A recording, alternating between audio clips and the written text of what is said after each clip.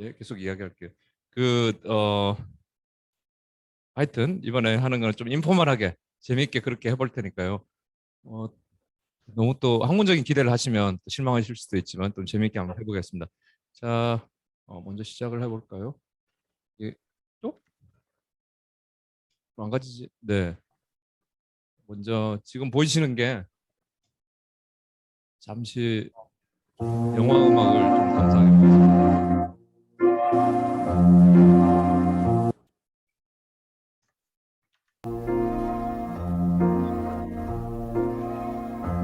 같이 하시면 이 아이가 이제 토토라는 아이인데 나중에 이제 영화 감독이 되고 영화 감독이 되고 나중에 또 아이가 또 되는 그런 이야기들어요. 예. 옛날에 이제 시네마 천국이라는 그런 영화관이 있어요. 그 영화관이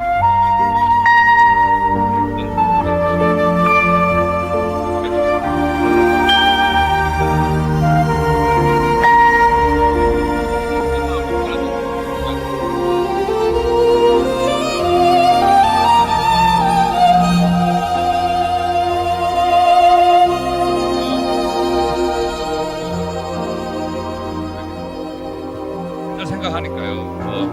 옛날에 만들어봤어요. 그런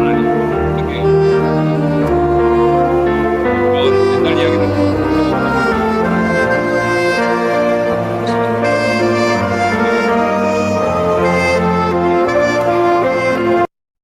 자, 잘 아시죠? 요즘 책 표지가 많이 바뀌어가지고 음성학이라고 하면 그 바이블이죠. 지금은 표지가 여러 번 바뀌고 몇 번째 에디션인가? 그 뒤에 이제 이분 잘 아시는 피터 라데포드 선생님이고 이 책으로 다 배운 것 같습니다. 그리고 이 책 배우면서 저는 이 책을 김교 선생님한테 배웠는데요. 제 은사님이신 김교 선생님 지금 은퇴하셔가지고 지금 제주도 가셔서 귤 농장하시면서 세상에서 제일 편하게 사시는 것 같아요. 지금 보시는 게 이제 스펙트로그램이라는 건데요. 이거 어떻게 연습 문제 이거 보면서 리딩하고 뭐 여기서 보이는 이제 비주얼 스피치가 어떻게 텍스트로 바뀔 수 있는가 그런 거 배우면서 요즘 소위 말하는 이야기로 꽂혔던 것 같아요. 재밌게 그렇게 하면서 세상 제가 영문과 들어가가지고는 뭐 별로 문학 같은 거 보면서 재미도 못 붙이다가 사회 부적응자로 그리고 학교 부적응자로 그렇게 살다가 이런 거 보니까 이런 신세계가 있구나 이렇게 재밌게 빠져들었던 것 같습니다. 저희 은사님 김교 선생님께서 그때 한참 그냥 틈만 날 때마다 이야기하시는 분이 있었습니다. 그분이 저는 주씨인지 처음 알았어요. 빅터주라고 하는 분인데요. 이분이 이제 빅터주에서 저는 러시아의 어떤 사람, 빅토르주 뭐 이런 사람인 줄 알았는데 보니까 중국계더라고요. 그리고 여기 보시면 아시겠지만 이제 MIT 교수고 스펙트로그램 리딩하는 그런 거를 그때 아마 최초인지는 모르겠지만 결국은 이제 음성학 그리고 음운론 그리고 공학 이런 것과 연결을 시키는 아주 중요한 논문인 것 같습니다. 그래서 이게 영향을 많이 미쳤어요. 그래서 김 교수님 늘 하던 그런 말씀이 생각나고 이 페이퍼가 저는 예, 꽤나 음성학을 시작하게 되는 그런 계기가 되었던 페이퍼였던 것 같습니다.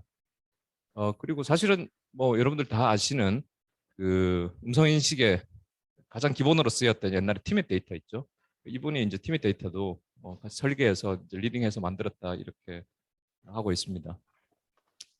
자, 여기 이제 반가운 이름들이 나올 겁니다. 1994년도에 한국음향학회 누구시죠? 정국 선생님, 그리고 우이산 선생님, 그리고 누구죠? 이찬도 선생님, 그다음에 김종미 선생님, 그다음에 한선희 선생님. 저한테는 저희 은사님이신 김기호 선생님 못지않게 같이 했던 그 선생님들이십니다. 그리고 보시면 제목 보시면 아시겠지만 음성 인식 합성. 그러니까 지금 한참 이제 AI에서 언어 지능으로 제일 앞서 있는 그런 키워드죠. 그거를 위한 국어의 음성 의문론적 특성 연구. 이때만 하더라도 음성학이 아주 잘 나갔습니다.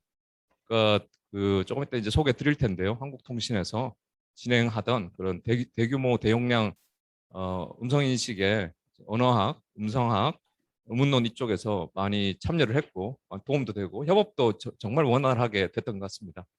그리고 또 하나 페이퍼 보시면 대한음성학회, 뭐 오늘 김기호 선생님 많이 나오시는데요. 그 또 제목이 비슷하죠. 음성인식과 음성합성에 있어서 표절했나요? 음성인식과 음성합성에 있어서 음성학과 음운론의 역할, 제목이 비슷합니다. 그래서 이 당시에 이런 식으로 음성인식에서 음성인식 대규모 음성인식이 막 그 활발하게 이루어지던 그 당시에 음운론 음성학 팀이 이렇게 직접적으로 아주 공격적으로 같이 협업했던 그런 기억이 납니다. 그리고 이때 소너스라는 제가 1995년도에 대학원을 갔는데요. 이때 소너스라는 팀이 아까 그 조금 전에 말씀드렸던 그 정국 선생님 중심으로 구이산 선생님 등등 해서 김 교수님까지 포함해서 그렇게 해서 소너스로 음성 음운 팀이 여기에 협업하는 체제로 그렇게 들어가게 됐습니다. 한국통신의 그 음성 인식을 지휘하시던 분이 구명환 박사님, 지금은 이제 서강대의 교수님으로 계시죠. 그리고 그 밑에 아마도 이제 지금은 아마도 KT의 이사님이신 것 같은데요. 전에 한번 뵙고 인사를 드렸는데 장두성이라는 그 당시는 조교였던 것 같아요. 그런 분도 기억이 납니다. 여보 조금 좀 씻을게. 여기 보면 이제 소노스 키즈 제가 이름을 한번 붙여봤습니다. 그리고 뭐 홍성훈 선생님이 그 키즈라고 말씀드리기에는 그때 좀 시니어셨지만 그래도 이제 홍성훈 선생님, 그다음에 송민석, 장태엽 다 있죠. 지금 다 한 자리씩 하시는 분들. 그다음에 정현석 선생님 여기 계시고 윤원희 선생님, 그리고 지금은 여기 음성학계인 없지만 조항태, 임병진, 그다음에 이주경 선생님 계시죠. 그다음에 이혁준, 그리고 이혁준의 와이프 김희선 맞죠? 그리고 뭐 저 이렇게 있어요. 제가 제일 막내였죠. 그래서 아마 서초동인가 거기에 오피스텔 하나 잡아놓고 거기에 서버 유닉스 깔아놓고 그런 식으로 했던 것 같습니다. 지금 생각하면 그 당시에 거의 혁신적인 그런 거였던 것 같아요. 대학원 들어오자마자 저기에 제가 참여했다는 게 지금도 믿을 수 없을 정도로 제 인생에, 그리고 저는 뭐 저뿐만 아니라 저기 계시는 많은 분들의 인생을 바꾸어 놓았고, 사실은 우리 음성학계가 지금 여기까지 흘러오게 된 중요한 모먼트였던 것 같습니다. 여기서 장태엽 선생님이 이제 그런 식으로 소너스 프로젝트가 이제 진행이 됐는데요. 그때 이제 한국통신도 가고 많이 이렇게 저도 조교로서 김 교수님 조교였죠. 그래서 따라다니고 이렇게 했는데 여기서 보시면 여기서 장태엽 선생님이 제일 먼저 치고 나가셨어요. 인문계에서 거의 인문계 음성학에서 제일 최초로, 제 생각엔 제일 최초로 아예 공학적으로 빠져나가서 에딘버러에 가서 아예 나는 음성 인식을 하겠다 하고 선언하고 가시고, 그 뒤를 이제 음성 합성으로 UCL에 정현 선생님 가셨고, 윤원희 선생님 에딘버러로 또 가셨고, 저한테는 이 세 분이 그 용기 있게 음성학이라는 인문학적인 것을 격파하고 뛰어넘어서 그 공학적으로 가신 세 명의 롤 모델입니다. 그래서 저도 저분들 따라서 저는 에딘버러가 나름대로 그런 아까 이제 시네마 천국 이야기하듯이 이제 꿈 같은 그런 것이었어요. 그래서 나도 저기 한번 가면 좋겠다 이런 식으로 생각하다가 이제 대학원을 열심히 다녔죠. 2년을 이제 대학원을 김 교수님 밑에 다니고 있다가 나와라. 그다음에 네. 그렇게 저 당시에 하면서 이제 한국통신에 가서 이제 구명환 박사님 계시고 할 때 이렇게 구경도 하고 재미있게 뭐 참가하는 것처럼 아주 재미있게 심취해서 다니고 있었어요. 근데 어떤 순간이 있었습니다. 한 1, 2년 지나고 나서 이제 아까 장두성이라는 이제 그 당시 조교였죠. 이제 그분이 앞에서 이제 설명해주고 있는데 이 설명하는 이게 농담입니다. 공격적으로 하는 말씀이 아니고 설명하는 그런 방식이 아주 고압적이었어요. 저희 이제 인문계 사람들이 볼 때는. 그래서 처음에는 그리고 우리 지도 교수님들과 인문계 이제 선생님들한테도 아주 고압적으로 이거는 뭐 아실 필요 없어요. 이거는 뭡니다. 그러니까 그냥 그런 대로 이해하세요. 이렇게 하더라고요. 처음에는 기분도 나쁘고 우리 지도 교수님 나도 마음대로 못 하는데 어떻게 저렇게 팍팍 할 수 있지? 처음엔 기분도 나쁘다가 저 약간 이제 갑질하는 느낌도 들고 제가 의리된 느낌도 들고 저 갑질은 어디에서 나오느냐. 나름 이제 그때는 정보도 없고 물어볼 사람 멘토도 없고 해서 나름 혼자서 본능적으로 찾아 나가기 시작했습니다. 근데 그 당시 화면을 딱 보니까 저런 글들이 막 있는 거예요. 그게 뭐지? 이렇게 시커멓게 아주 그냥 멋있어 보이고 그래서 저게 뭔가 이렇게 알아보다가 저게 컴퓨터 코딩이구나. 이렇게 하고는 그 자리에서 대학원을 때려치우고 컴퓨터 코딩 학원을 들어갔습니다. 지금도 있는데요. 중앙정보처리학원을 들어가서 한 1년 동안 코딩만 배웠어요. 거기서 아침부터 저녁까지 그냥 코딩 배우다가 이제 나중에 그 수업이 없을 때까지 더 이상 그렇게 코딩을 다 배우고 나서 그다음에 또 백수가 다시 됐습니다. 한 일주일 정도 백수가 되다가 신문을 이제 그 당시는 이제 종이 신문이 크게 있죠. 그거 보다가 전면 광고를 봤습니다. 삼성에서 요새는 뭐 그런 거 있는지 모르겠지만 삼성에서 전면으로 이렇게 모집하는데 거기에 지원해서 삼성 SDS에 들어갔습니다. 어디로 들어갔냐면 처음에 이제 종기원이랑 SDS 삼성전자 썼는데 종기원은 인문계라서 아예 받지도 않더라고요. 그래서 이제 SDS 들어갔는데 거기에서 유니텔 아시죠? 유니텔 옛날에 천리안 하이텔 나우누리 할 때 이제 네 번째로 유니텔이 이제 구이를 만들어서 예쁘게 하면서 돈도 한 10,000원 정도 받고 그렇게 멋있게 접속이란 영화도 띄우고 해서 유니텔 제가 들어갔습니다. 유니텔 들어가서 뭘 했냐면 그 뭐 요즘도 그렇지만 그 가입비 뭐 이런 거 요금 잘 안 낸 사람이 있습니다. 그 당시에 잘 안 낸 사람들 미수 채권 관리하는 자동 프로그램 만들고 상도 타고 이렇게 잘 하다가 내가 이러려고 그 뭐냐 외상 대금이나 받으려고 내가 공부했던가 생각을 하고는 다시 유학의 길로 들어섰습니다. 머리 깎고 막 GRE 열심히 해가지고 예일로 들어가게 됐습니다.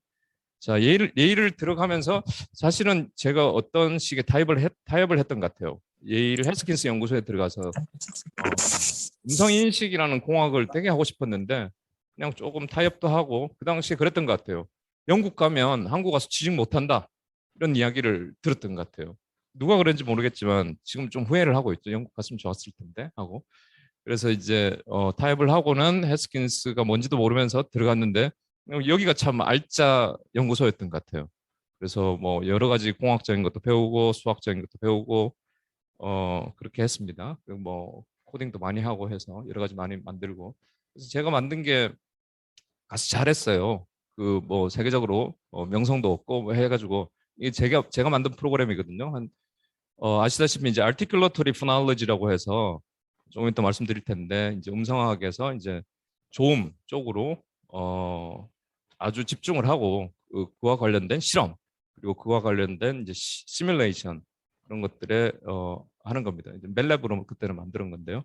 7년 걸려서 만들었던 것 같아요. 원래 이제 제가 처음부터 만든 건 아니고 원래 그 포트락으로 돼 있던 그런 것들을 다 또 멜랩으로 포팅을 하고 뭐 이런 작업들이 되게 힘들었습니다. 그런 식으로 해서 OSC간 USC와 일본 달리나이 예, 그 미국 국가죠. 미국 국가 맞나? 네, 이제 그거를 이제 시뮬레이션으로 한번 만들어봤어요. 그 이제 제스처, 입속에서 일어나는 그 조음들의 액션들 그런 것들로 어떤 식으로 조합이 돼서 이제 마지막 이제 음향적인 같이 시뮬레이션을 해서 나오는 것 그걸 다 모든 걸 이제 시뮬레이션을 만들어내는 거죠.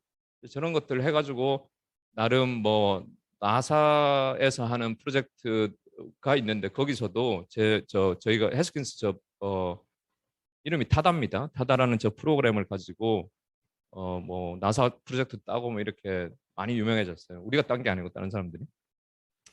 그렇게 해서 논문도 많이 쓰고 짜잔 해가지고 이제 한국으로 오기 전에 이 보시면 여기 또 새록새록 이제 보시면서 옛날에 이런 게 있었지 이러실 거예요. 지금 이게 레보레토리 포놀로지 1, 2, 3입니다. 제목을 보시면 원에 보시면 이제 피직스라고 나오죠. 자, 이게 보시면 이제 그 그래머라고 하면 이제 포놀로지를 이야기를 하는 거고 그 physics of speech 같은 경우에는 이제 acoustics와 articulation 이제 phonetics에서 어떤 말 그대로의 물리적인 게 어떤 게 있는가. 그래머 쪽은 cognitive 한 거고 이제 physics는 말 그대로 phonetics에서 이제 continuous하고 이제 physical한 그냥 개념들이 어떻게 연결을 시킬까. 이전까지는 그냥 phonetics는 phonetics 그리고 phonology는 phonology 이렇게 또 완전 그냥 우리는 어쩔 수 없어 이렇게 했죠. 그리고 이제 세 번째 보면 중간에 있는 게 이제 보시면 그 에디터가 파트리차 키팅이죠. 이제 이 사람이 아마 인터폴레이션인가 뭐 어쨌든 그 포네틱스하고 그 포널러지 두 개 이제 연결하는 거를 어떤 식으로 또 만들어 주면 된다 이런 식으로 좀 타협점도 찾고 그다음에 그 포널러지 두 번째 책 왼쪽에 이제 보라색 그 책을 보시면 제스처라는 말이 나옵니다. 그래서 사실 제스처가 우리가 손짓 발짓의 제스처가 있지만 우리 모든 이제 articulation 자체를 제스처로 본다. 그리고 그게 사실은 그 우리 보통 이제 이때까지만 해도 그리고 지금도 마찬가지고 어쿠스틱에 많이 초점을 맞춰왔죠. 그리고 그럴 수밖에 없었던 게 이제 돈이 비싸니까 제스처 쪽은 articulation도 돈이 비싸고 해서 그렇다가 이제 해스킨스 연구소를 중심으로 해서 아니, 돈이 비싸도 우리는 해야 되겠다. 그래서 그 사실은 조음이 더 프리미티브하지 않느냐. 그리고 조음에 방점을 두면 포네틱스하고 포놀로지하고 이렇게 연결할 필요가 없다. 그래서 그냥 조음 자체가 하나의 이제 커그니티브한 유닛이 되면서 그것에 구현된 결과 자체가 또 피직스다. 그래서 소위 말하는 이제 아인슈타인이 통합장 이론에 막 빠져 있듯이 그 옛날에 뭐 통합장 이론 해가지고 물리학에서 뭐 그런 거 있지 않습니까? 그 뭐 네 여러 가지 그 까먹었네. 네 어쨌든 여러 가지 그 자연의 법칙들을 한꺼번에 하나로 다 설명할 수 있으면 좋겠다. 그래서 지금 포네틱스와 포놀로지를 한꺼번에 articulatory phonology라는 게 설명할 수 있을 거다 해가지고 나왔는데 그렇게 인기는 못 끌었습니다. 그리고 물론 이제 임팩트는 엄청나게 있었죠. 저도 이제 그쪽에 푹 빠졌었고, 근데 약간은 이제 매니악들이 빠져 있는 이제 그런 쪽이었고, 뭐 여러모로 이제 그런 이유가 있었습니다. 실험적으로 막 실험 힘들고 돈이 비싸고 이런 것도 있었고, 그리고 컴퓨테이셔널 시뮬레이션 뭐 수학 이런 것들 많이 해야 되기 때문에 원래 포네티션들이 갖고 있던 것과는 조금 이렇게 배치되는 이런 게 많아서 좀 아티클레터리 포널로지는 좀 이단화처럼 그렇게 했던 것도 있었습니다. 물론 임팩트도 많았고 영향도 많이 미쳤던 것 같아요. 그러고 나서 이제 짜잔 하고 2014년도에 한국으로 돌아왔습니다. 아주 건방진 생각으로 제가 한국을 바꾸겠다. 그리고 한국에 정말 좋은 거를 내가 퍼뜨리겠다. 그리고 제 후배 제자들은 정말 세계 최고의 뭐를 만들어야 되겠다. 이런 건방진 생각을 하고 한국으로 돌아왔습니다. 그리고 그 건방짐은 며칠이 안 돼서 다 깨지게 됐습니다. 보시면 자 이거 보세요. 상반기 이거 몇 년도인지 모르겠지만 지금 더 심하죠. 주요 그룹 대기업의 공채 합격자 중 이공대 출신 비율 보세요. 밑에는 어차피 이공 계열이니까 위에 보시면 삼성, 뭐 현대, LG, SK가 대부분이 이공계 출신입니다. 이 말은 무슨 말이냐면 뭐 그 분야 당연히 이공계를 뽑아야 되는 분야도 있지만 인문계가 당연히 갔던 그 뭐 영업, 홍보, 총무, 뭐 인사, 뭐 이런 관리 이런 쪽도 전부 다 자연계 출신들로 다 채우는 거 있죠. 특히 공대 출신들로. 왜냐하면 생각해 보시면 아니 어차피 다 그 영업을 하려면 그 아는 사람이 더 잘 파는 거지 않습니까? 그러니까 어설프게 모르는 인문계 경영학과 출신들이 가봤자 필요 없다 해서는 이제는 이제 거기에 제대로 전공한 사람들이 파는 것까지 다 해야 된다. 그리고 인사도 그런 사람들이 책임져라 하고는 아니 인문계는 진짜 얼씬도 눈도 돌려보지 않았습니다. 그래서 또 이거 하나 또 있죠. 그리고 지금 향후 10년 이것도 이제 어떤 연도인지 모르겠지만 향후 10년 인력 과다. 왼쪽 보시면 인력 과다의 1등부터 10등까지입니다. 1등이 경영학과입니다. 혹시 자녀분들 계시면 절대 경영학과 보내지 마세요. 그리고 이제 4등 사회학, 5등 언어, 뭐 그리고 밑에 보면 예술, 뭐 법 이런 거 나오죠. 오른쪽 보시면 우리 소위 이야기하는 전화기, 금토끼 뭐 이런 거 다 있죠. 전화기는 전기전자, 화학공학, 기계공학 다 있죠. 금토끼 다 있죠 여기에. 금속공학, 토목 뭐 기술 뭐 이런 거 다 있죠. 이런 식으로 지금 이게 우리가 원튼 원치 않든 좀 원치 않죠 사실은. 인문계가 잘 나갔으면 좋겠죠. 옛날에 제 때만 하더라도 최고의 기업은 지금 최고의 기업이 뭡니까? 그냥 누구나 뭐 다음 카카오나 아니면 네이버 이야기 하실 거예요. 그 당시에 제가 있을 당시만 하더라도 인문계 그냥 과사에 가면 원서가 그냥 막 널려져 있었어요. 그 원서만 들고 가면 합격이었어요. 그리고 이제 뭐 지금 이제 롯데 관련되는 분이 들으면 기분 나쁘게 시겠지만 그때 롯데를 가면 저희는 실패했다. 왜 너는 공부를 못해서 롯데밖에 못 가니 할 정도로 롯데라는 대기업 가기가 정말 그거 했어요. 근데 지금은 뭐 거기도 인턴 들어가기도 힘든 그런 상태가 되었습니다. 그리고 그 당시에 이제 제일 1등 회사가 어디였냐면 삼성물산이었어요. 지금은 뭐 회사가 남아 있는지는 모르겠지만 우리 기억 속에서 사라진 회사입니다. 그러니까 삼성물산 같은 회사가 3차 산업혁명을 대표하는 회사였다고 저는 생각하고 지금 완전히 그게 바뀌어서 4차 산업혁명 때 카카오랑 그다음에 네이버가 이제 완전 대체했죠. 근데 그리고 그 당시만 하더라도 3차 산업혁명 때 삼성물산이 물건 파는 회사잖아요. 그래서 학생들을 뽑을 때 어차피 이제 학벌 위주로 뽑을 기술 위주가 아니기 때문에 근데 지금은 이제 다 기술 위주기 때문에 학벌도 필요 없는 많은 그런 이제 때로 바뀌었습니다. 뭐 코딩만 잘하면 고졸 중졸도 그냥 취업이 쉽게 차별 없이 받게 되는 그런 이제 세상이 됐죠. 그리고 이게 이제 이게 뭐 자세히 안 보이실지도 모르겠지만 이제 언어학 관련되는 미국의 연봉 순서입니다. 1등을 보시면 스피치 패설러지입니다. 1등 10만 불인데요. 저기가 이제 근데 밑에 보시면 중간쯤에 링귀스트라고 있죠. 3만 7천 불 받습니다. 3만 7천 불은 우리나라에서 한 4천만 원 조금 넘어가지만 미국에서 3만 7천 불은 우버 택시 운전수보다 못하는 게 그 3만 7천 불입니다. 그러니까 한마디로 언어학과를 졸업해봤자 그냥 차라리 내가 그걸로 택시 운전수 하는 게 더 낫다 할 정도로 지금 상황이 그렇게 되어 있습니다. 그러니까 미국을 가더라도 응용이나 진짜 실용적인 그런 음성학을 하더라도 패설러지나 이런 게 낫지 그냥 유학을 갔다가는 큰 코 다친다. 이렇게 말씀드리고 싶습니다. 그리고 링귀스트라는 그런 데도 취직을 못 합니다. 지금 그런 상황입니다. 그래서 이제 우리 음성학의 결국 현실이 어떻게 되는가? 왜냐하면 왜 이렇게 음성학이 이렇게까지 왔는가? 사실은 지금 학부는 뭐 옛날에도 사실은 그랬습니다.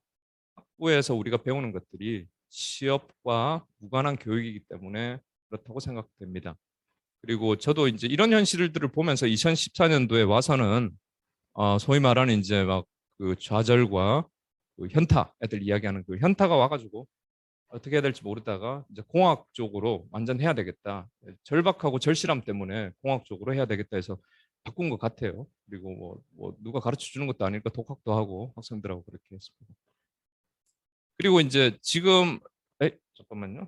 지금 그 학부가 전혀 취업과 무관한 교육인 상태인데 그러면 뭐 우리가 공부하는 길은 어떤가? 공부를 학자로서 공부하는 길은 어떤가? 라고 봤을 때 그것도 괜찮죠. 근데 그것조차도 지금 잘 보시면 대부분 이제 미국으로 유학을 가려고 그러잖아요. 근데 미국에서도 자국민도 언어학과를 가지 않습니다. 그럼 누가 가느냐? 아직도 미국은 이제 부자의 나라니까 그래 돈이 조금은 그래도 아직 남아 있습니다. 누가 가느냐? 아시아 대학에서 좋은 학생들을 거기에 대학원생으로 보냅니다. 공급원이 안 망하게 하는 공급원이 되는 거죠. 물론 취업은 안 되지만 그럼에도 불구하고 전 세계적으로 지금 언어학은 음성학도 포함해서 뭐 신텍스 마찬가지고 다 자리가 소멸되고 학과 자체가 축소가 되는 그런 상황입니다. 4차 산업혁명은 융합이라는 말로 키워드를 잡을 수 있습니다. 그리고 융합이라고 하면 여러 사람들이 이렇게 한 과목들이 서울대 융합대학원이 있었죠. 거기에 이제 융합대학 원장님이 지금 이제 대선 나온다고 하시는데 옛날에 뭐 이렇게 아마 거기도 마찬가지로 물리학 뭐 무슨 뭐 학 이렇게 하면서 여러 다양한 사람들을 한꺼번에 갖다 놨죠. 근데 그렇게 한다고 융합이 전혀 일어나지 않습니다. 융합은 한 사람의 머릿속에 모든 것들이 이렇게 다 갖고 있을 때 머릿속에서 내가 이런 생각 저런 생각이 섞이면서 과학적인 반응이 일어난다고 생각합니다. 그래서 지금 이제 융합적인 인재가 달리 융합적인 인재가 아니라 여러 가지를 다 하는 관련 과목을 다 하는 게 필요합니다. 그런데 이 상황에서 왜 우리가 언어라는 게 엄청나게 융합적인데도 불구하고 왜 우리가 치고 나가지 못하느냐? 물이 들어왔고 4차 산업혁명 시대에 언어학과 그리고 우리 저 음성학이 더 주인이 돼야 될 판에 왜 이렇게 됐느냐? 저는 한번 언어라는 거를 한번 더 살펴보면서 상당히 융합적인 게 많다 이렇게 다시 말씀드리고 싶은 생각으로 조금 이야기해 보겠습니다. 이게 지금 우리가 이제 화학 시간에 옛날에 우리 화학을 배우면서 중학교 때 보는 그림입니다. 어떤 물질이 쪼개져서 우리 학문이라는 게 그런데 이제 대표적으로 화학이라는 학문이 그랬던 것 같아요. 어떻게 얼만큼 쪼개서 우리가 이제 물질로 치면 물질이나 물건으로 치면 수없이 많죠. 무한대로 많은데 밑으로 쪼개가서 가보려고 하는 이유가 아주 소수의 단위의 숫자로, 소수의 물질로 이게 컴비나토릭한 걸로 해서 다양한 무한대의 다양한 이제 결과물들을 만들 수 있을까 그런 생각으로 이제 시도를 하는 거죠. 그래서 원자 밑으로 또 원자, 핵, 전자까지 발견하고 양성자, 중성자, 그 밑으로 또 콜크까지 발견하고 또 그 밑으로 막 들어가려는 시도가 지금 또 있는 이런 게 우리 언어도 마찬가지다. 화학과 비슷하게 어떻게 컴비나토리컬리 우리가 그런 단위들이 있는지 그런 거를 봐왔던 것 같아요. 언어학 자체가. 그래서 뭐 우리가 의미적으로 크게 이렇게 추상적으로 나는 학생이다 이런 걸 만약 생각을 하고 있다면 이게 크게 슬라이드가 안 되나요? 아니 플레이 하면 될 것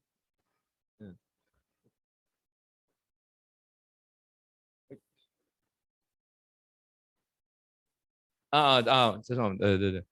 잘 나오고 있습니다. 그래서 문장이라고 하면 이제 나는 학생이다 이렇게 돼 있지만 이제 우리를 이것들을 이제 하나씩 잠깐만. 다음. 네. 네. 뭐 어절로 쪼갤 수 있고 단어로 쪼갤 수 있고 음절로 쪼갤 수 있고 뭐 설명 안 해도 되죠. 그 쪼개면 이제 음소 이렇게 될 수 있습니다. 우리 음성학이니까 우리 다들 음성학 뭐 다 아시니까 음성으로 쪼갤 수 있고 그 음소 단위 밑으로 해서 음성적으로 넘어가 보면 나는 학생이다. 모음을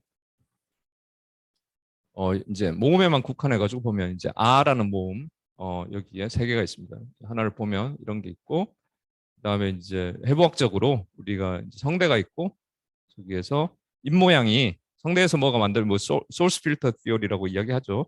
그래서 성대에서 소리가 만들어지고 우리가 입 모양으로 그걸 다시 이제 필터링을 하는 그런 과정으로 아라는 모음이 만들어지죠. 그래서 우리가 이제 잠깐만요. 네, 여기 성대 지금 해서 고속 카메라로 이제 촬영한 걸 보시면 이렇게 성대 공기가 막 이렇게 압력이 올라오면서 성대가 저렇게 움직이는 거를 뭐 다 아시죠? 그리고 이제 이것도 다 아시는 건데 이제 플레이를 해도 되죠? 플레이를 하면 성대에서 나는 소리가 이런 사인 곡선들로 제일 낮은 음부터 해서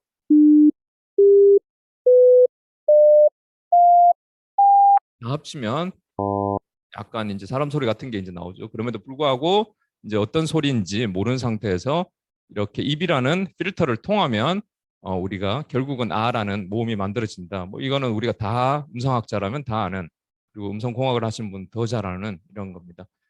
자 보시면 이제 아까 우리 단위 자체가 어디까지 들어갔냐면 음소까지 들어갔다가 음성으로 내려오면 사인 곡선이라는 이런 또 아주 기본 단위로 또 내려오게 됩니다. 사인 곡선이 이제 공학적으로 이렇게 가보겠습니다. 뭐 우리 전기전자에서 신호 하는 데서 보시면 뭐 가장 기본적인 공식이죠, 주식이죠. 푸리에라는 그 공식인데 여기 보시면 이제 다르게 보시지 말고 지금 코사인 오른쪽 동그라미가 있죠. 오른쪽 타원에서 보이는 이제 코사인 부분이 밑에 나오는 건 여러 가지의 사인 곡선들을 만들어내는 부분에 해당되는 거니까 저기 오른쪽 타원에 해당되는 그 코사인 부분이 저기가 성대인 거죠. 성대. 우리 성대 부분을 이야기하는 거고 왼쪽에 보이는 이제 동그라미가 이제 AN인데 별거 아닙니다. 이거 그냥 뭐 곱하기예요. 1을 곱하거나 0.5를 곱하거나 뭐 이런 곱하기예요. 그래서 이게 우리 입 모양이 어떻게 곱하면 그게 이제 진폭이 줄어들고 어떻게 곱하면 진폭이 커지고 이렇게 하는 입에 해당되는 이제 보컬 트랙 그 입 모양에 해당되는 부분이 A구나. 우리가 저기가 이제 프리의 시리즈, 프리의 급수라는 이제 전부입니다, 사실. 그러니까 사실은 이제 조식 하나를 가지고 이 저기가 성대구나. 우리 A 부분 이제 코에피션트 쪽이 저기 입 모양이구나. 이렇게 해서 융합적으로 가르치면 뭐 많은 분들이 이제 이렇게 가르치고 계시겠지만 훨씬 더 좋지 않을까. 그런 부분, 융합적인 부분이 상당히 있구나. 이렇게 할 수 있죠. 그다음에 이제 사인 곡선이라는 게 상당히 이제 중요하다는 게 이제 물리적으로도 넘어와서 지금 보시면 이제 두 개의 이제 공식이 있습니다. 위에 보시면 F는 MA라는 운동 방정식이 있죠. 이제 이 세상의 자연 법칙을 지배하는 유일한 법칙인 그 운동 방정식 F는 MA에다가 또 여러 가지 힘의 공식, 또 힘의 이제 법칙들 중 하나인 그 스프링의 그 법칙이 있습니다. 힘 법칙. 그것들이 이제 합쳐져서 지금과 같은 이런 그 사인 곡선을 만들어내는 것을 보일 수가 있습니다. 사인 곡선을 만들어내는 게 이게 상당히 여러모로 기본이 될 수 있는 그거구나. 이거를 또 다시 이제 뭐 좀 약하지만 이런 융합적으로 연결해서 생각해 볼 수 있습니다. 그리고 그 다음 나오는 거는 이제 직접적인 건데요. 사실은 이게 이제 마이클 페러데이의 교류 발전기. 이제 보시면 두 자석을 뭐 이게 중학교에서 나오는 거라서 여러분들 다 이해하실 거예요. 저 자석을 크게 두 개 세워놓고 거기다가 중간에 코일을 막 이렇게 코일 있잖아요. 코일을 막 그렇게 감아놓고 그거를 돌립니다. 직접 우리가 손으로 돌려도 되고 자전거 바퀴로 돌려도 되고 그다음에 수력 발전의 터빈처럼 그렇게 돌려도 됩니다. 그렇게 잠깐만요. 그렇게 잠깐만. 플레이 제가 누를게요.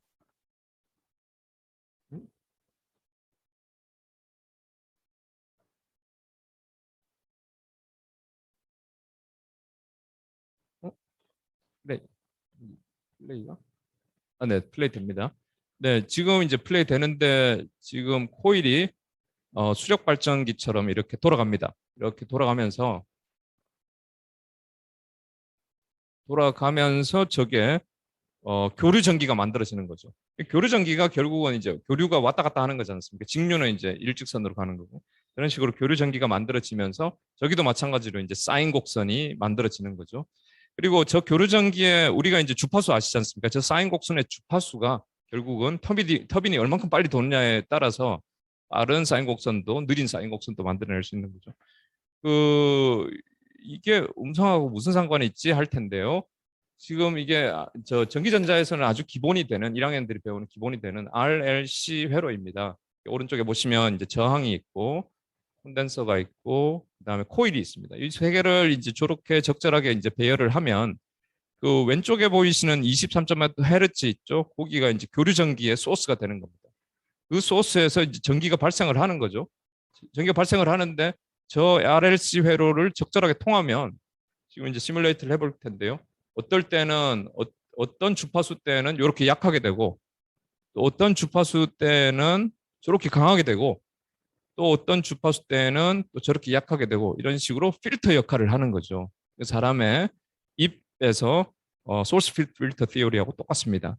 그러니까 저거 뭐 박하선 선생님은 이거 잘 아시겠지만 여기에 결국 이제 요 지금 우리 보이시는 회로 자체를 어떤 부분 지금 제일 저 교류 전기의 이제 소스가 되는 부분을 우리 성대라고 할 수 있고 그 뒤에 회로 부분을 입 모양이구나 이렇게 이제 할 수가 있는 거죠. 그래서 옛날에 이제 그 켄 스티븐스인가요? 이제 그분의 이제 어쿠스틱 포네틱스인가 그 책을 보면 아마 이제 이런 것들 다 할 수 있게 그렇게 회로와 관련해서 음성과 관련해서 이렇게 또 있습니다. 이것도 아주 융합적인 부분이죠. 자, 그리고 이제 좀 넘어와서 우리 인공지능 AI에서 지금 중간에 있는 게 그냥 막 그물처럼 생기는 게 딥러닝, 뭐 뉴럴 네트워크라고 생각하시면 왼쪽에 음성 입력으로 들어가서 나는 학생이다라는 텍스트가 나오면 이걸 음성 인식이라고 합니다. 그리고 뭐 또 어떤 음성이 들어가서 이게 홍일동이다 이렇게 맞추면 뭐 화자 인식 뭐 이렇게 할 수 있고 그다음에 나는 학생이다라는 이제 텍스트가 들어가서 딥러닝을 통하고 그다음에 소리가 나오게 되면 음성 합성이라고도 할 수 있죠. 이런 식으로 전부 다 언어가 그것도 이제 음성이 아주 공격적으로 들어가고 있고 그다음에 이게 AI 중에서 사실은 이 언어 부분이 우리의 사실은 끝판왕이라고 할 수 있는 거죠. AI를 왜 만듭니까? 뭐 강아지 만드는 것도 좋고 뭐 사진 찍어서 이게 뭐 무슨 꽃이야 이런 거 만드는 것도 좋지만 우리는 뭐 원튼 원치 않든 AI의 목표, 저 궁극적인 그거는 사람을 대체할 수 있는 대화를 할 수 있는 그거를 목표로 하고 있다고 생각할 때 결국은 언어가 그 한 중심에 있고 음성도 한 중심에 있다고 생각합니다. 그래서 음성학이 사실은 이 AI의 제일 주인이라고 저는 생각하는데 음성학을 하는 사람들이 이 주인을 못 해먹고 있는 것 같아요. 그 다 저 공학하는 사람들이 도둑놈처럼 다 훔쳐간 것 같아요. 그래서 우리 음성학 하는 이 주인이 저 훔쳐온 것을 찾아오기 위해서 어떻게 하면 될까? 음성학도 하고 공학도 하고 하는 우리 정민아 선생님 같은 이런 분이 돼야지 이제 주인이 되지 않을까 이런 생각을 합니다. 보시면 이제 언어학, 화학, 지금까지 했던 게 뭐 인지과학, 해부, 물리, 수학, 전기전자, 회로, 전산 이런 것들이 다 음성과 관련이 되어 있는 엄청나게 융합적인 게 우리 언어다, 우리 음성이다 이렇게 생각할 수 있는 거죠. 여기까지가 이제 제가 하고 싶은 이야기인데 이제 마지막으로 조금 더 말씀드린다면 왜 이렇게 우리가 취업이 안 되고 학생들이 대학원 안 오느냐? 4차 산업혁명이 우리가 지금 타고 가는 상황이지 않습니까? 그래서 우리 커리큘럼과 학교와 학과와 그리고 우리 교수들이 3차 산업혁명의 사람들이죠. 그리고 학생들은 4차 산업혁명의 학생들입니다. 리드를 해가야 됩니다. 괴리가 어쩔 수 없이 일어나는 거죠. 그래서 뭐 자괴감에 빠지거나 좌절하기보다는 어쩔 수 없는 상황입니다. 그 상황에서 이제 뭘 어떻게 해야 될까? 제가 이제 답은 절대로 제가 드릴 수도 없고 저도 고생하고 힘들어하고 있습니다. 나름 이제 우리 언어나 음성 쪽에서 정말 융합적인 게 있어서 이게 보석 같은 거니까 이걸 잘 살려보자 이런 취지로 좀 말씀드렸고요. 그리고 조금 더 이제 제가 제안을 드린다면 산무와 삼류를 좀 말씀드리고 싶습니다. 이거는 반드시 해야 된다는 건 아니고요. 하나의 실마리나 하나의 방향으로 한번 생각해 볼 수 있다라는 걸로 제안 드리고 싶습니다.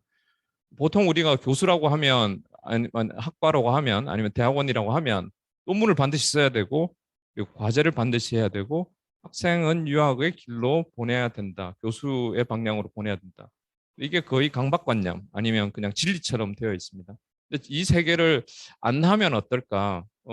저희는 안 하고 있습니다. 이 세 개를 안 하는 이유가 뭐 엄청나게 뭐 대단해서 그런 게 아니라 할 수가 없습니다. 그러니까 이거를 할 수 없는 상황이 아니기 때문에 논문도 쓸 수 없고 과제도 할 수 없고 유학도 보낼 수 없는 상황이잖아요. 지금 뭐 유학 가봤자 다 그냥 10년 인생 낭비하고는 어디로 가지 이렇게 하는 거기 때문에 아닌 것 같아요. 그래서 어쩔 수 없이 산무를 했습니다. 그럼 너는 왜 지금 교수가 어떻게 됐느냐라고 할 때 그림 보이시죠? 저 마지막에 타고 있는 저 사람이 이제 저라고 생각합니다. 2014년도 막차를 탔어요, 제가. 그리고 그 밑으로 오시는 분들은 다 저렇게 막차를 탈 수 없는 그런 좀비가 되어 있는 상황에 대해서 너무 안타깝습니다. 저는 운이 좋아서 그래 막차를 탔는데 다른 저 밑으로 학생들이나 제자들한테 저 차를 타라고 할 수는 없습니다. 그러면 어떻게 이제 삼류 이것도 뭐 정답이나 뭐 반드시 이래야 된다라고는 절대 말씀드린 게 아닙니다. 세 가지 제안 드리고 싶고 저희가 해보니까 나름 괜찮더라. 그리고 학생들이 혹하더라. 학생들이 도움이 되더라. 이렇게 생각하는 세 가지. 수학. 엄청나게 우리 언어와 특히 음성학은 저는 어떠한 지금 인문계가 몰락해 있고 붕괴해 있는 상태에서 음성학만큼 과학에 가깝고 음성학만큼 공학에 가까운 건 없다. 그리고 4차 산업혁명에 제일 맞닿아 있는 건 없다 이렇게 생각합니다. 그 한가운데는 이제 수학이 들어 있고요. 그다음에 또 그거를 이제 성취하고 그걸 구현하려면 코딩이라는 게 반드시 필요합니다. 그리고 이런 것들이 그냥 실험실이나 교실에 머물지 않고 반드시 산업과 연결되는 그런 방식으로 생각을 하면 괜찮지 않을까 하는 생각으로 삼류를 적어봤습니다. 그리고 그다음 자 그리고 이제 더 구체적으로 이제 신호 처리, 자연어 처리라고 적었는데요. 언어라고 하면 이제 자연어 처리는 사실은 음성학하고는 상관이 없지만 신호 처리, 자연어 처리가 사실은 우리가 언어라고 할 때 음성 언어, 문자 언어 이렇게 나뉘죠. 그리고 음성 언어가 과학이나 그다음에 공학으로 가게 되면 저는 신호 처리가 되는 거라고 생각합니다. 그리고 문자 언어는 그게 더 이제 공학이나 과학적으로 가면 자연어 처리가 저절로 된다고 생각합니다. 그래서 제가 며칠 전에 이제 저희 학교 총장님을 뵙고 이야기를 했습니다. 인문계의 붕괴에 대해서 같이 이야기를 했습니다. 다 같이 공감하고 있는 내용이라서 뭐 그 이야기를 듣고 충격을 받거나 아니면 화를 내지를 않습니다. 다 당연하지라고 생각을 하는데 이 상황에서 제가 이런 걸 한번 제안을 해봤습니다. 인문계 전체에서 어차피 음성, 텍스트, 영상 이 세 가지는 데이터로서 인문계 전체에서 다 공유되는 그런 데이터입니다. 그래서 저기 이제 영상 처리가 하나 빠졌는데요. 인문계 전체에서 자체적으로 저런 전문가들을 뽑아올 수 없다면 인문계 그 패컬티에다가 공대에서 사람을 뽑아서 저기다 심어라 라고 이야기를 해봤습니다. 아 대박이다 라고 이야기를 하시더라고요. 근데 이제 다만 이제 그 학과 교수님들이 과연 찬성을 할까 이런 걱정을 하시더라고요. 이제 저희 총장님이 이제 공대 출신이라서 이제 그걸 찬성했는지 모르겠지만 하나의 방법이라고 생각합니다. 그리고 이제 이거를 실천하고 실현한 그 벤치마킹을 할 수 있는 그런 데가 한국에도 있습니다. 서울대 언어학과에 이제 정민아 교수님이 이제 저는 거의 최초로 이제 그러셨다고 보고요. 그 뒤에 이제 외대에서 다 소노스 팀이죠. 외대 이제 장태엽 선생님이 이제 공대 공학을 하셨고 그다음에 이제 최근에 박정식 선생님을 모시고 이제 공대에서 이제 용병을 데리고 왔죠. 그리고 이제 인기가 좋았는 나머지 또 한 번 지금 또 이벤트를 벌이고 있습니다. 또 지금 이제 공고를 냈습니다. 자연어 처리로 공대에서 뽑고자 하는 게 공지가 났습니다. 그걸 보고는 아 저거다. 근데 저걸 누가 할 수 있을까? 너무 대단하다, 부럽다 이런 생각으로 많은 학과들에서 좀 보았으면 한다 이런 생각을 합니다. 여기 이 그림 이게 맥입니다. 맥이 그 우리 논에 살죠. 그 논에 물이 있는데 지금 그 물에 양분이 하나도 없어서 지금 너무 맑은 것 같아요. 그래서 저 외부에서 메기를 한 마리 논에 딱 풀어가지고 저희 공대 교수입니다. 자연어 처리, 신호 처리하는 메기를 딱 풀어가지고 이 논밭을 완전히 그 흙탕물로 만들어서 양분이 풍부한 그런 음성학계로 연모했으면 좋겠다 하는 걸로 메기 저 그림을 가져와 봤습니다. 마지막으로 그 이제 시작을 했던 그 시네마 천국 그거의 마지막 우리 엔딩 하는 그거 기억나실지 모르겠지만 토토가 옛날에 자기가 그 영화 그 영상 그 뭐 하는 기사 할 때 그 영화를 자르면서 그 키스씬 이런 걸 다 잘랐어요. 다 자르고 이제 옛날에는 그 신부님이 그런 거 보여주면 안 된다 해가지고 그 영화에서 키스씬만 다 잘라놨다가 나중에 그만 모아가지고 나이 들고 나서 이제 그걸 보면서 눈물을 흘리는 장면이 마지막 장면입니다. 사실 그 이제 잘라 놓았던 이거는 쓰면 안 돼 하는 그 부분이 저는 수학과 코딩 부분 아주 융합적인 그런 부분이라고 생각합니다. 마지막으로 그 장면을 보면서 오늘의 재미없고 오늘의 말도 안 되는 그런 강연을 끝내겠습니다. Controlli le giunte. Appena è pronto può partire. Va bene, dottor. E complimenti per il film, è gagliardissimo. Grazie.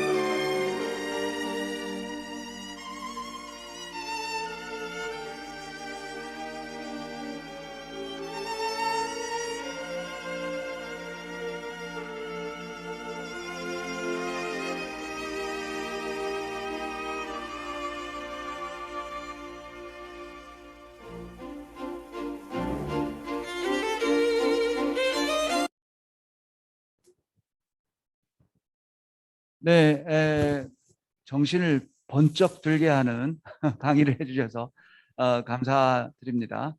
자, 질문이 있으시면 네, 정민하 교수님부터 해서 우선 질문을 해주시기 바랍니다. 네. 네, 남호성 교수님 정말 재미있고 한편의 드라마 토크쇼 모든 것들이 학문적 이렇게 주제하고 융합이 돼 있는 그런 훌륭한 강연 해주셔서 감사합니다. 그리고 과분하게 이제 또 제 이름을 여러 번 언급을 해주셔서 몸둘 바를 모르겠는데 이제 저는 공학에서 언어학, 음성학 쪽으로 이렇게 접근해가는 입장이었고 남우성 교수님은 이제 언어학, 음성학에서 공학, 과학 쪽으로 접근해서 가는 입장으로 아주 훌륭하게 활동하시고 성공적으로 연구도 하시고 그런데요. 이제 오늘 하신 말씀에 조금 더 덧붙여서 지금 학생들도 지금 강연을 이렇게 듣고 있는 친구들이 많을 텐데요. 남우성 교수님께서 학생 때 이제 그 출발점에서부터 이제 요 궤적을 말씀을 해주셨는데 지금 시점에서 언어학이나 음성학을 하는 학부생이나 대학원생 입장에선 어떻게 접근하면 좋을지 다시 한번 좀 더 친절하게 설명 좀 해주시기 부탁드립니다.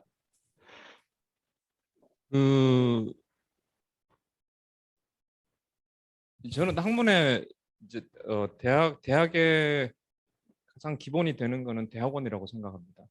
그리고 좀 기분 나쁠 수도 있겠지만 제가 유학을 하고 있을 때 학교의 주인은 누구인가, 이때 학교의 주인은 학생이지 않느냐, 이런 학생이 맞습니다. 근데 학생이 주인이 아니라 사실은 학교의 주인이 교수가 되어야 되는, 그러니까 책임감으로서의 그 주인이 반드시 되어야 된다, 이렇게 생각하고요.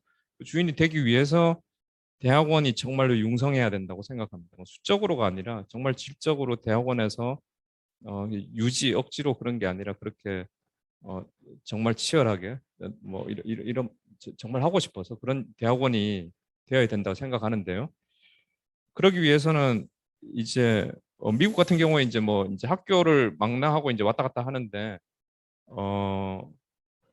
크로스 이제 칼리지로 이렇게 갔다 하는 게 이제 아주 당연하게 생각되는데 한국에서는 이제 그게 오히려 더 좀 안 좋은 방향으로 이제 생각이 되는 거죠. 예를 들어서 본과가 있는데 본과에서 100명이 있다. 저희 학교에 이제 100명이, 저희 학과가 매년 100명이 들어옵니다. 거기에서 한 명이 들어오지 않는 그 대학원은 저는 학과의 존재 가치가 없다고 생각해요. 그러니까 타교에서 들어온다 치더라도 그 본과에서 얼만큼 이제 선생님들의 수업을 듣고 정말 내가 공부하고 싶다. 근데 거기서 공부하고 싶은 사람이 한 명도 안 생긴다. 그러면 이 학과의 존재 가치가 좀 과연 어디서 있을까? 근데 100명이 있을 때 100명이 다 공부해야 되는 건 절대 아닙니다. 근데 100명 중에서 그래도 1년에 한 2명, 5명까지는 정말 내가 이쪽에 올인을 해보고 싶다, 이런 생각을 해야지 유지가 되고, 그게 이제 그럴 때야말로 이제 정체성이 있는 것 같아요. 근데 지금은 그런 현실이 전혀 아닌데 어떻게 하면 되느냐, 이걸로 이제 유사하게 이야기를 했습니다. 그때 학생들한테, 이게 학생들의 문제도 아니고 그렇다고 해서 우리가 죄진 것도 아니고, 학생들한테 이걸 했을 때 저는 이렇게 이야기를 합니다. 어떤 공부를 할 때, 어떤 방향으로 공부를 할까요? 할 때, 그게 실패를 했을 때 절대 후회하지 않는, 지금까지 제가 한 5년 정도의 시간을 들여서 실패할 수도 있잖아요. 실패를 했을 때 그 5년이 아까운지 않은 그런 공부를 반드시 해라, 이렇게 이야기를 합니다. 대표적으로 5년을 내가 완전 올인을 했는데 그 5년이 아까운 공부가 고시 공부죠. 5년을 제가 완전히 그냥 박혀가지고 5년을 국사 공부하면서 행정 공부하면서 했는데 5년이 완전 그냥 내가 붙지 못하면 다 5년을 날려버리는, 이런 공부는 저는 절대로 해서는 도박이죠. 그게 제가 100만 원 투자해서 200만 원 될 수도 있지만 다 날리면 그건 도박이지 않습니까? 그런 고시 공부 말고, 근데 마찬가지로 지금 대학원 공부가 비슷한 것 같아요. 완전 올인을 했는데 어떻게 진짜 운 좋게 해가지고 진짜 바늘 구멍 들어가듯이 해서 교수가 되면 그냥 어떻게 취직하지? 이런 식으로 되는 게 지금 현실이거든요. 근데 그 대학원을 내가 5년을 투자하든 10년을 투자했다, 교수가 안 되면 취직하면 되잖아. 이걸로 만들어주면 다 저는 올 거라고 생각합니다. 우리 학생들이. 그 중에 대표적인 게 저는 공대라고 생각합니다. 공대가 다 미국도 마찬가지고 박사과정을 가고 석사를 가는데 이 친구들이 다 학자가 되는 게 아니잖아요. 가면 되는 거죠. 미국에서 IBM이나 GM 가면 되는 거죠. 이제 그런 방식으로 우리를 하면 취업이 되도록 만들어주면 되지 않는가? 이제 그 핵심에서 저는 이제 코딩을 해야 된다고 생각하고요. 파이썬 열심히 하시고 1번 순위를 매기자면 파이썬 진짜 손이 안 보일 정도로 코딩 잘하시고, 근데 음성학은 당연히 이제 컨텐츠로 붙어야 되겠죠. 근데 음성학 만하고 코딩 못하면 이거는 취업이 안 됩니다. 그래서 파이썬 기본이 되는 우리가 기본이 되는 그거 없이 기초 체력 없이 뭐 이거 100번 해봤자 저는 지금 현재는 지금 참 무용지물인 그런 상태가 왔다고 생각해서 파이썬 진짜 열심히 해서 손이 안 보일 정도로 하고 거기다가 음성학적인 컨텐츠를 가미하고 플러스 알파로 이제 연봉을 올리고 싶다, 더 대단한 걸 하고 싶다 이러면 수학을 공부해서 AI를 좀 가미하면 훨씬 더 이제 주인이 되지 않을까 이런 생각이 듭니다. 네, 감사합니다. 네, 추가적으로 질문해 주실 분 있으시면 질문해 주시면 되겠습니다. 네, 박한상 교수님. 박한상 선생님도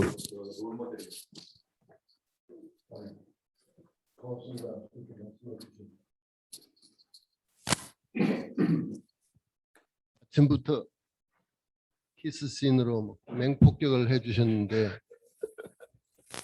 제가 그거를 보면서 선생님 발표를 들으면서 옛날 생각도 나고 다 쭉 했는데 여러 가지로 생각이 들었어요.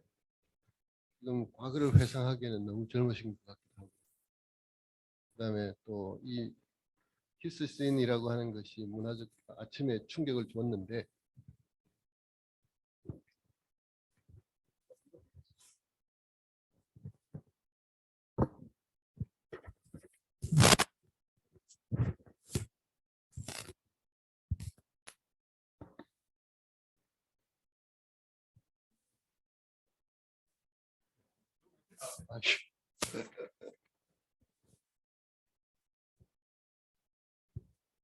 제가 접속을 안 해서 이렇게 앞에 나왔습니다. 아침부터 그 강력한 폭탄으로 공격을 하셨는데 키스씬을 비롯해서 그 주는 충격이 오히려 앞에 있는 강의보다 더 큰 것 같아요. 근데 그게 제가 그 계속 발표를 들으면서 느낀 게 기존에 있는 어떤 정착된 문화, 그러면서 불안해하고 있는 그런 상태에서 뭔가 혁신적이고 그 기존의 틀을 깰 만한 어떤 뭐라고 파문을 일으킬 수 있는 그런 얘기를 하셨는데, 그러다 보니까 현재 그 일어나고 있는 각 학교에서의 상황이 생각이 돼요.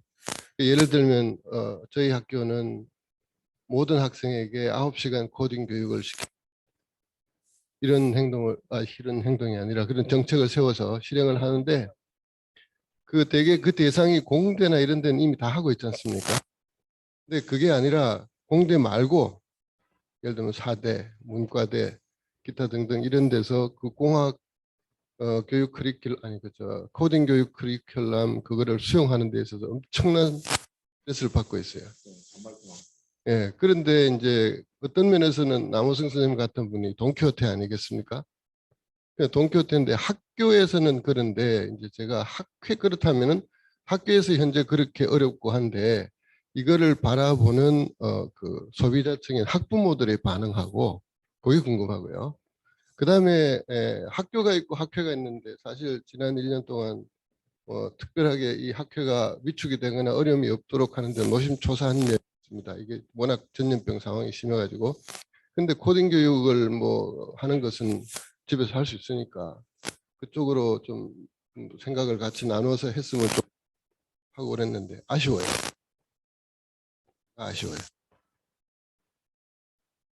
인생에서.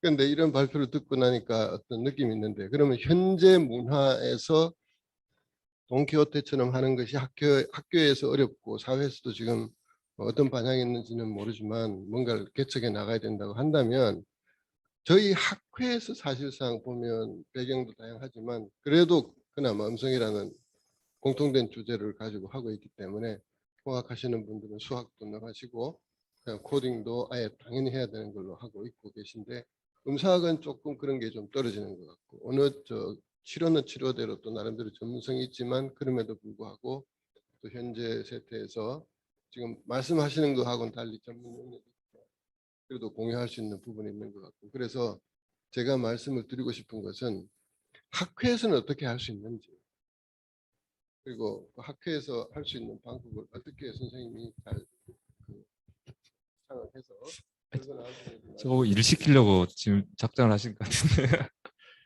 아니, 모르겠습니다. 학교에서 어떻게 해야 될지 모르겠고요. 예. 그 사실은 뭐 윤태진 선생님 같은 분이 너무 고생 많이 하셨어요. 지금 학교에서 지금 뭐 파이썬이고 뭐 본인도 공부 엄청 많이 하시고 정말 좋은 역할 많이 하셨습니다. 고군분투죠.